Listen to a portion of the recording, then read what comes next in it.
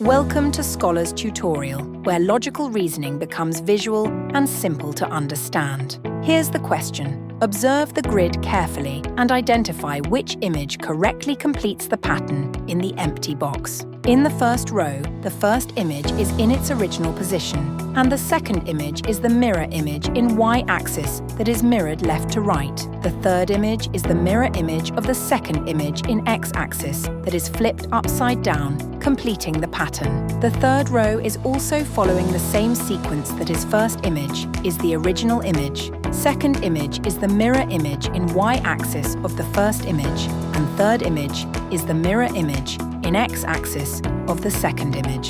The same sequence applies to the second row. First image is original, second image is the mirror image in y-axis of the first image, and the missing third image should be the mirror image in x-axis of the second image. The correct answer is option D, matching the transformation sequence in the grid. With Scholar's Tutorial, visual reasoning becomes easy. Keep practicing to sharpen your logical thinking.